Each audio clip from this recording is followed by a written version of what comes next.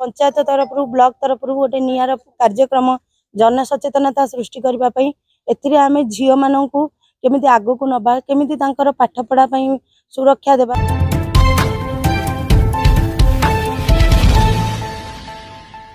ए आम सुजनपुर ग्राम panchayat साउरिया sector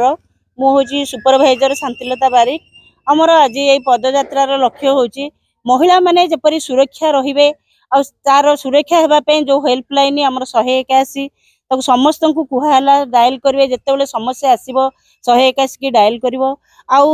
girl child माने जदि कौन कॉलेज रे कि स्कूल रे जदि असुविधार सम्मुखीन हम ताले 1098 को डायल कर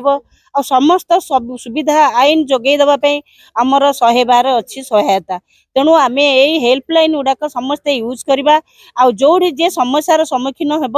आमर भी आईसीएस कमिटी गोटे अच्छी से आईसीएस कमिटी पाखे आसिक आपण मैंने पहुँचे जदि जड़े महिला असुविधार सम्मुखीन है कथा कहीं बुझिलेनी सेक्सुअल हारासमेंट है कि कौन कई व्यक्ति हैरान कले से कमिटी माध्यम आसिक एप्लिकेशन देले तार समस्यार समाधान कर सीतांशु बाला पंडा सुजनपुर पंचायत बाली हरिजन साई अंगनवाड़ी केन्द्र कर्मी अटे। पंचायत तरफ ब्लॉक तरफ गोटे नियार कार्यक्रम जन सचेतनता सृष्टि करने एथिरे आमे झील मानू केमिति आगो को नबा केमिति तांकर पाठ पढ़ा सुरक्षा देबा केमिति सेमाने समाज रे सुरक्षित रही पारिबे सेमानंक पई गोटे सचेतनता कार्यक्रम करी जनसाधारण निकट रे पहुँचाइले सेमाने हुए तो यही कार्यक्रम माध्यम रे किछि शिखिबे किछि जानिबे। आमर जो महिला मानकर हेल्पलाइन नंबर रोची 181 शिशु मानकर रोची 10,098 यही नंबर माध्यम रे सेमाने जेतेबेले जेकोनोसी समस्यार सम्मुखीन हेबे सेमाने यही नंबर रे कॉल करी आमर जो अधिकारी माने रहिले सेमानक सहित जोगाजोग करि परिबे सेमानक सुरक्षा मध्य जोगाई दिया जिवो समस्त महिला और शिशु मानू आमे मध्य अंगनवाड़ी स्तर रे पंचायत स्तर रे बहुत कार्यक्रम करूचु जेपरिक आमर प्रत्येक शनिवार रे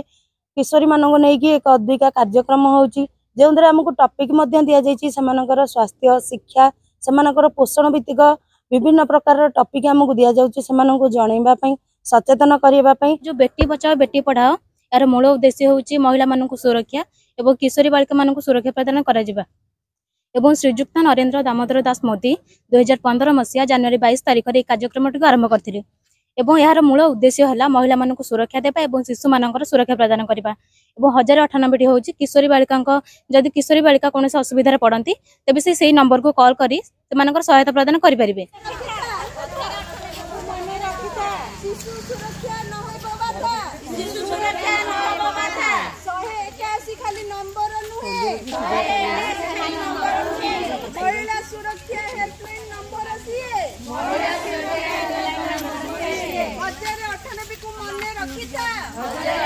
को मने रखिता